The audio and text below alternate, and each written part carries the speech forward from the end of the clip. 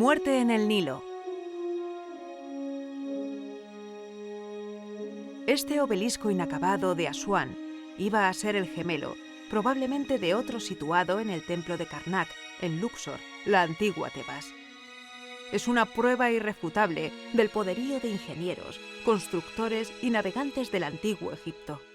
Estas enormes estructuras de granito se excavaban completas y se trasladaban río abajo a cientos de kilómetros.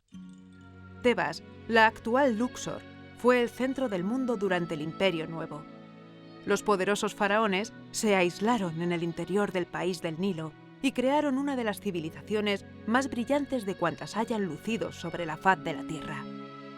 Tebas era el ombligo del mundo, el paradigma de lo bello y lo eterno.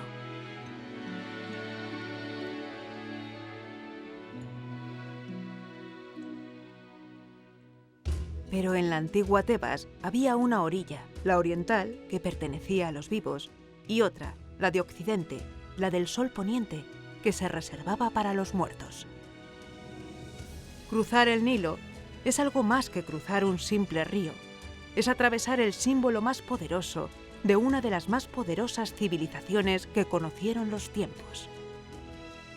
El vergel de las orillas del Nilo nos hace a veces olvidar dónde se encuentra Tebas, la antigua Tebas, la actual Luxor, enclavada en pleno paisaje desértico.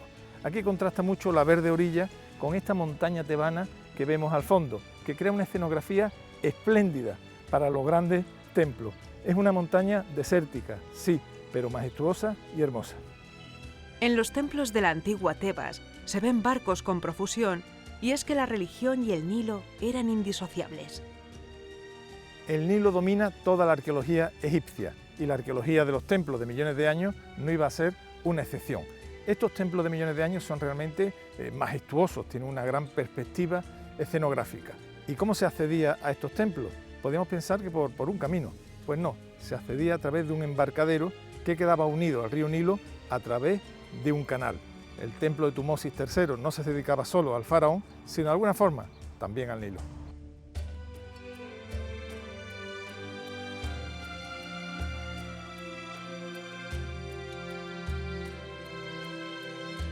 Este patio es realmente curioso porque algo muy extraño en la arqueología egipcia, están plantados los mismos árboles que aquí existieron pues hace ya casi 3.500 años. Se tratan de perseas. La persea es un árbol sagrado para el antiguo egipcio asociado al culto solar de Ra. Así aparece representado en murales y epigrafías. Y como cosa curiosa, aquí se encontraron los alcorques exactamente, perfectamente excavados.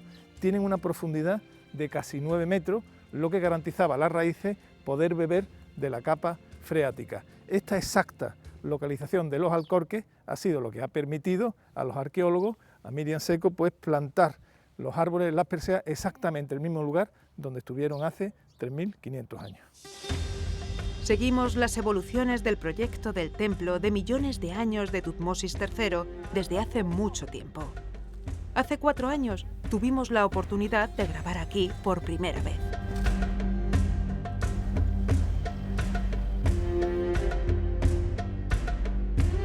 ¿Qué tal? Miriam, qué alegría volverte a ver. Hombre, Muchísimas ¿cuánto gracias tiempo? por recibirnos otra vez. Nada, yo encantada Bueno, de que tenemos estéis de nuevo aquí. 4 años justo, en el 4 otoño del años, 17, exactamente. y se nota el cambio, ¿eh? Claro, en estos 4 años pues hemos avanzado en las excavaciones y en las restauraciones. Ya vemos allí la estela, que ahora comentaremos, Bueno, y sigue eso. asombrando la amplitud que tiene el espacio abierto, la montaña al fondo, la Sí, escenografía sí. perfecta. Sí, sí. Y luego el año pasado que hicimos el traslado de la estela y bueno, pues fue un trabajo muy bonito y que bueno, estamos muy contentos de que esté de nuevo la estela en su lugar original. Miles de años después. Miles de años después. Y bueno, es un punto importante de la futura musealización del yacimiento.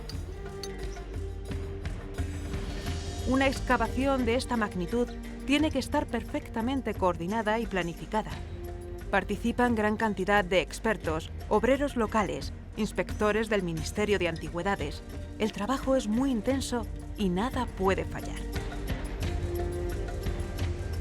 Miriam, el templo de millones de años de Tutmosis III. Suena, aparte de literario, trascendente, grandilocuente si quiere. ¿Qué es en verdad un templo de millones de años? Pues un templo de millones de años era el templo que el faraón se construía para obtener su vida eterna, para que su memoria no se olvidase. Entonces, millón de años es el nombre original, millón era igual a eternidad. Entonces era el templo que el faraón se construía para obtener esa vida eterna, para tener esa vida eterna. Entonces, templo no es igual que tumba, de hecho estamos en este valle, que hay muchos templos de millones de años y los enterramientos se hacían en el Valle de los Reyes, ¿no? De alguna forma este templo sí mantiene un diálogo con las tumbas del Valle de los Reyes. Claro, está conectado con lo que es el rito funerario, entonces por un lado tenemos la tumba y por otro lado el templo de millones de años, el templo donde se va a rememorar y a no olvidar esa figura del faraón. Estos templos eran los que permitían que el faraón no se olvidase y le permitía a su vez conseguir esa vida eterna. Estos templos en el Reino Nuevo es cuando empiezan a construirse los templos desligados ya de la tumba al límite de la tierra cultivable. Entonces tenemos una serie de templos todos alineados en este límite hasta donde llegaba la crecida del Nilo. Entonces tenemos aquí el de Tutmosis III, un poco más para allá tenemos el de Amenofis II, que era su hijo, tenemos el Rameseum, que era el de Ramsés II, el de Amenofis III, el de Ramsés III, es decir, casi 4 kilómetros. Estamos en el centro del mundo de la eternidad. Exactamente, esto era Tebas, era la capital en el Reino Nuevo, entonces bueno, pues el dios Amón, que era el principal de Tebas, al que se dedicaban todos estos templos y bueno, la importancia que tenía este templo para que el faraón obtuviese esa vida eterna. Quizá no nos damos cuenta de la enorme importancia que tiene manejar la excavación del templo de Tutmosis III, uno de los faraones más grandes de la historia, el hombre que llevó a Egipto al Golfo de Alejandreta y al Éufrates.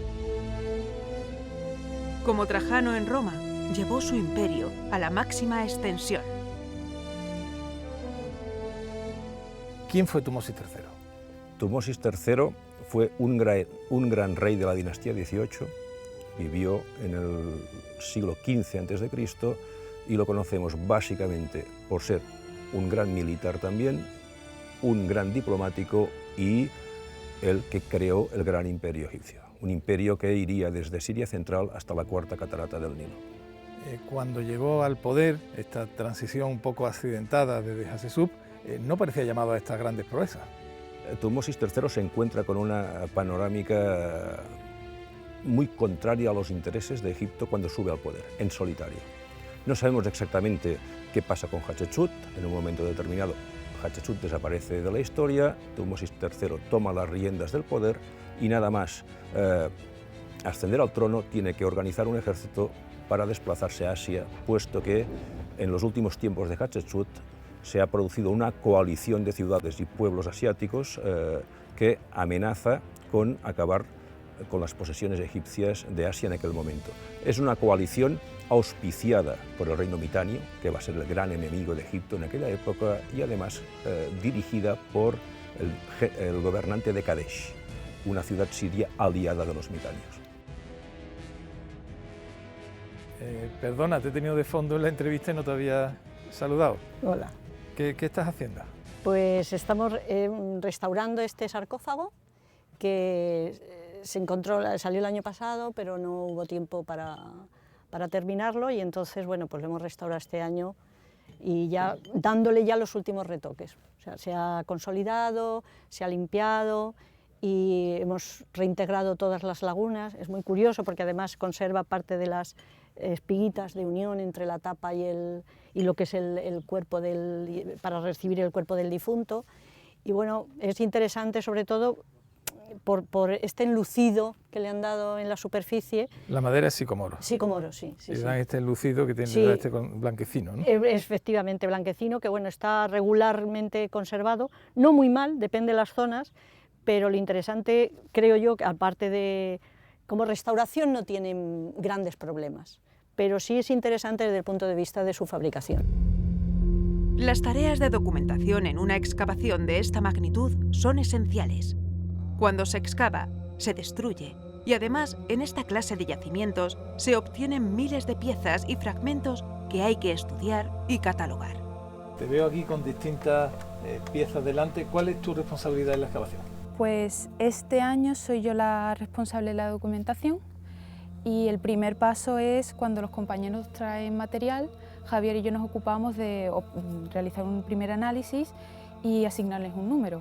Según el material, el estado y bueno, el tiempo que tengamos obviamente, pues nos dedicamos a hacerle una ficha, que sería el primer paso, junto con un número, ya que el contexto es lo que de verdad en un futuro nos da información. Es un primer inventario, un registro de la pieza, un inventario, y además veo que estos números también los sigláis dentro de la propia pieza. Exactamente. Como esto ahora mismo yo personalmente no los puedo analizar, sino que es un trabajo que yo se lo hago a mis futuros compañeros, tengo que asegurarme de que si en un futuro estas tarjetas, por ejemplo esta que aún no está siglada, se daña, desaparece, a la hora de mirar la base de datos puedan encontrarla y puedan analizarla. Claro, es una tarea importantísima, un yacimiento como este que aparecen miles de piezas que deben estar inventariadas, tienen que ser accesibles a los investigadores del mañana, ¿no? Veo ahí cajas, diversas cajas, es una tarea absolutamente fundamental para la arqueología. Claro, y sin contexto una pieza pierde todo su sentido. Si yo no aclaro, por ejemplo, no escribo correctamente dónde lo han encontrado, ¿de qué sirve que yo le dé un número? ¿De qué sirve que yo le dedique el tiempo y que posteriormente... Es decir, de dónde proviene, del nivel, de toda la información que lleva la pieza. Pues ánimo, que tienes una tarea importantísima, que no haya ningún fallo. Muchas gracias.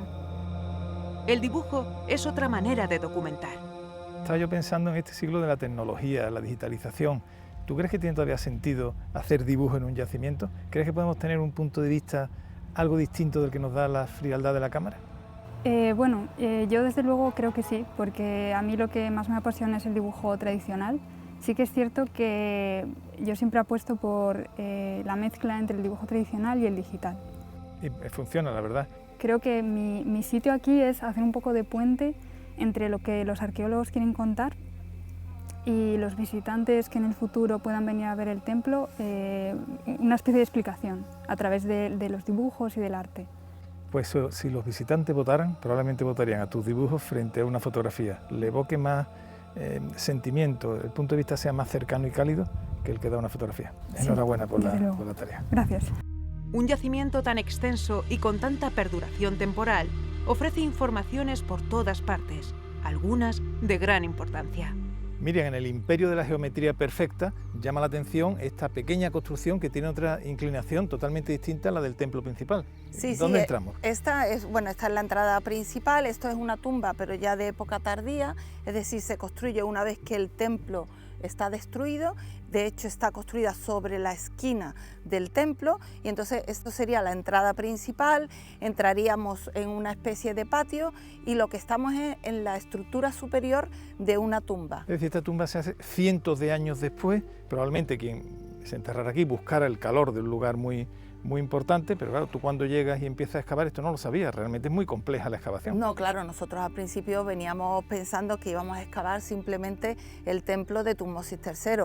Con los años hemos ido viendo que tenemos tanto necrópolis y tumbas anteriores al templo y una serie de tumbas que se construyeron una vez que el templo ya estaba destruido.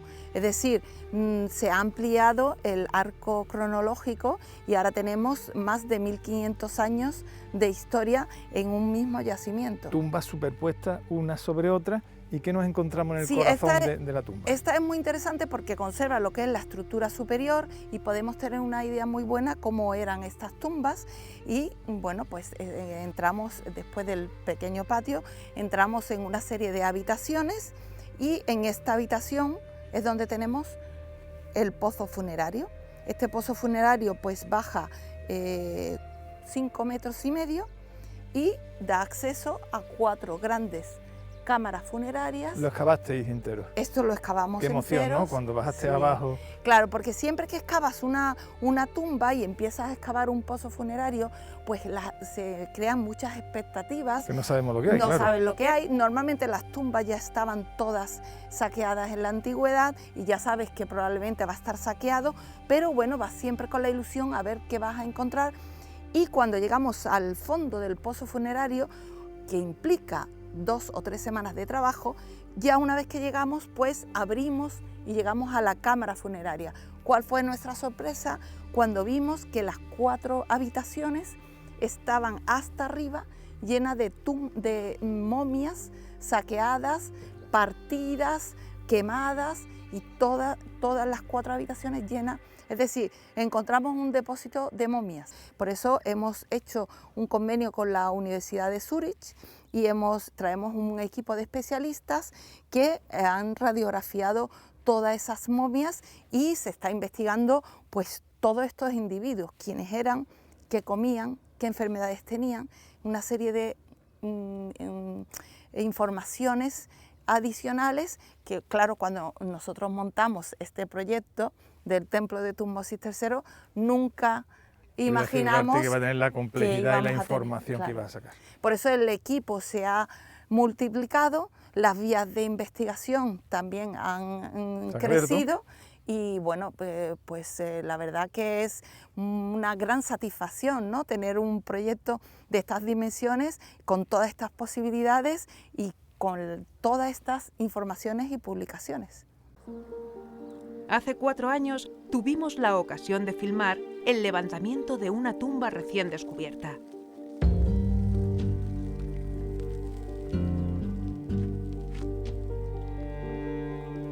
Hoy, Manuela Velleira nos pone al tanto de una nueva zona de excavación de tumbas. Nos encontramos ahora fuera del templo, en una zona de tumbas. ¿Y qué es lo que estamos viendo ahora, esta tumba? Pues lo que estamos viendo aquí, fíjate, es una tumba clásica del Reino Medio, de las que nos hemos encontrado fuera del templo. Es una tumba de pozo, tendríamos un pozo que ahora estamos en fase de excavación de aproximadamente 4 metros de profundidad y hacia sus lados menores se extienden normalmente 2 cámaras. Aunque bueno, esto es la medida canónica, digamos, después puede haber ligeras Fíjate variaciones. la emoción, el pozo que pudiera no estar expoliado y por tanto haber ajuares abajo, o lo más probable es que lo esté, ¿no? Lo más probable, que es lo que casi siempre pasa en estos casos, es que esté expoliado. De hecho, pues tenemos indicios siempre en superficie de que este pozo estuvo en la intemperie durante mucho tiempo, nidos de avispas, aparecen restos de coprolitos de animales que nos indican que han pasado por aquí. Esto es una tumba anterior a la construcción del templo de Tutmosis III. Sí. Y vamos a ver, porque aquí también veo otras tumbas que tienen una hechura exterior similar, pero una intrahistoria distinta, ¿no? Sí, en realidad, bueno, toda esta zona, todo el muro oeste del templo está salteado de tumbas de diferentes periodos. Tenemos tumbas que van desde finales del tercer milenio, desde el año 2000 aproximadamente antes de Cristo, hasta época tardía, hasta el siglo VI. Y en ese gran periodo de tiempo, pues a veces nos Tumba encontramos... sobre tumba, Sí. muerto sobre muerto, vivo, todo entreverado. Todo entreverado y reutilizaciones, sobre todo. Este es un clásico ejemplo de reutilización de una tumba del Reino Medio. Como puedes observar aquí, en el fondo se han encontrado una roca madre, cuando la estaban construyendo en el Reino Medio, de muy mala calidad. Sí, estos conglomerados que se deshacen, Exactamente. no vale para hacer cámara. No vale para hacer cámara porque conseguirías que se te viniera encima, que se derrumbara todo, y han parado la construcción. ¿Qué pasa? Que con posterioridad al uso del templo, esta zona se vuelve a reocupar como sitio necropolar. Siglos y deciden, después, siglos después, en el tercer periodo intermedio, que es un periodo más de crisis, y esa crisis también se manifiesta en la forma de construcción de las tumbas. Fíjate la hechura, como tú Casas y decías, ¿no? palacios más pobres, tumbas más pobres. Exacto, siempre son miembros de la burocracia del Egipto faraónico, son gente privilegiada porque se puede enterrar aquí, pero digamos que la capacidad, el poder adquisitivo de esta gente pues no alcanza o no se puede comparar con los del periodo glorioso de Egipto. Entonces, fíjate, tenemos una tumba que es redondeada, ¿no? Que no es cuadrangular como las tumbas del Reino Medio que te enseñé anteriormente, y además tenemos elementos que nos indican y apuntalan lo que te decimos de la reutilización, si te fijas allá, en la parte baja, debajo de las madera tablizas, aquello, ¿no? Exactamente, tienes dos fragmentos de madera que son probablemente de un ataúd del Reino Medio. ¿Qué significa esto? Que ya en el Reino Medio esta tumba eso sería y estos un sacrilegio, ¿no? Sí, pero para la gente del tercer periodo intermedio, una vez que esto está roto, ya no tiene ninguna función ritual. Como no tienen otra alternativa, otros medios deciden reaprovechar esto para construir encima. Encima de esos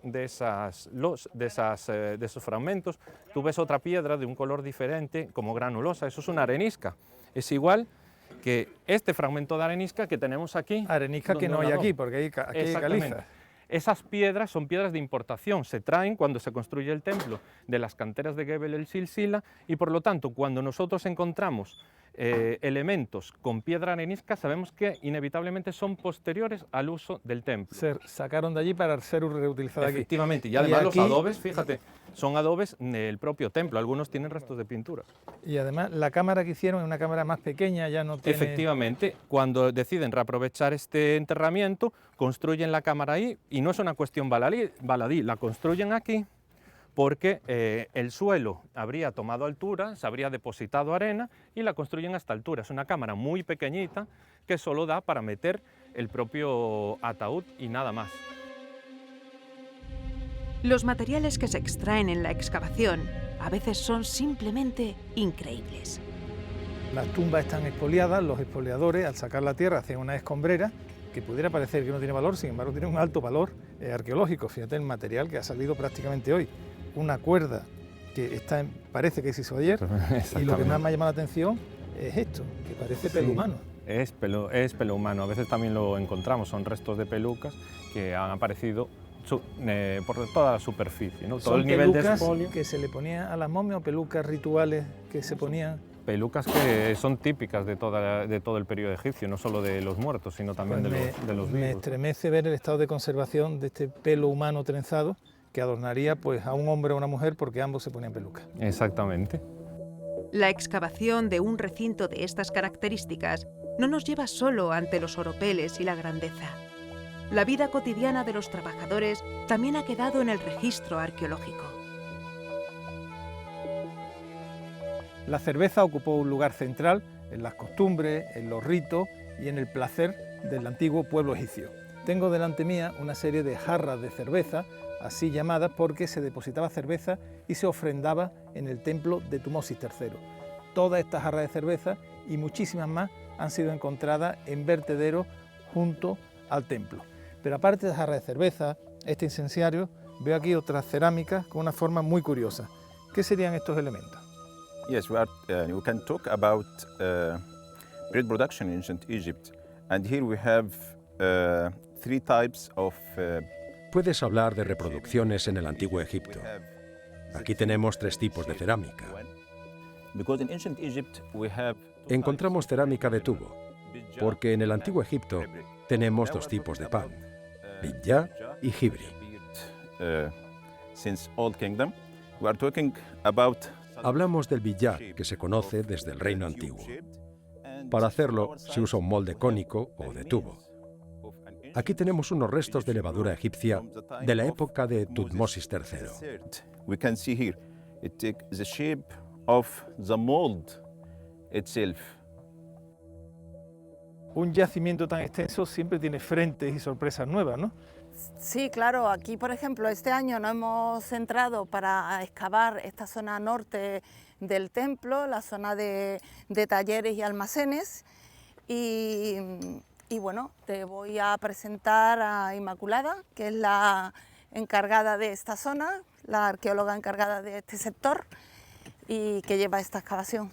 Inmaculada, ¿y esta zona que estáis excavando qué es exactamente? Bueno, toda esta zona pertenece al espacio de talleres del templo. Un templo de millones de años no es solo lo que nosotros conocemos como templo, también es un espacio económico y administrativo, entonces necesita realizar muchísimas funciones más cotidianas. Sí, pero hay un contraste, ¿no? Parece algo extraño, ¿no? Un lugar sagrado de culto al gran faraón, a las deidades. ¿Qué pintan unos talleres, que es algo mucho más prosaico en este recinto? Claro, bueno, en esta orilla del río no solía vivir nadie, entonces el mantenimiento de un templo de estas características necesita que haya trabajadores continuamente, necesitan un espacio para vivir, para trabajar y para llevar sus tareas diarias y nos estamos encargando de eso, que además yo creo que le da muchísima más vida, muchísima más documentación histórica a lo que es un espacio como un templo de millones de años. Claro, será un espacio vivo, ¿no? Orgánico, con todas sus funciones. ¿Y los talleres estos de qué eran? ¿Qué os dice la arqueología? ¿Qué usos tenían? Bueno, la arqueología nos habla desde un taller para cerámica, ¿no? Al final un templo de millones de años tiene que tener muchísimas ofrendas diarias, entonces hay muchísima cantidad de cerámica, pero también hay pequeños tapones de barro que nos da muchísima información sobre lo que contenía cada jarra. También vemos cómo trabajan algunas veces telas, trabajan también esparto o cualquier tipo de utensilio que les sirva para contener, y también hemos comprobado que hay unos espacios para reparar pinturas o algo, porque encontramos sus cuencos con pigmentos de diferentes colores. Pero claro, si es talleres, lógicamente los materiales de construcción serían adobe, sería menos noble que la parte central, que es piedra. Sin embargo, a mí nos aparecen estos sillares enormes de caliza. ¿Qué significa? ¿Por qué está en la zona de talleres? Bueno, esto es lo nuevo que tenemos, por así decirlo. Nosotros estábamos excavando toda esta zona de talleres y tras quitar la unidad estratigráfica perteneciente a los talleres, hemos descubierto que aquí hay algo de evidentemente gran entidad que todavía no podemos hablar precisamente. Ya sabemos que el trabajo arqueológico es muy lento, es con mucha documentación y mucho tiempo, pero podemos ir viendo cómo aquí hay una cimentación para construir algún edificio anterior, que por ahora es nuestro foco de investigación en esta campaña. Este templo es un auténtico cajón de sorpresa, ¿verdad? Tal cual. Estás excavando y te aparece algo más antiguo que vete a saber lo que es. Y que no lo esperábamos aquí, claro. Como vemos, la línea es todo de talleres y de repente hemos documentado aquí algo y para nosotros es una maravilla. Continuará.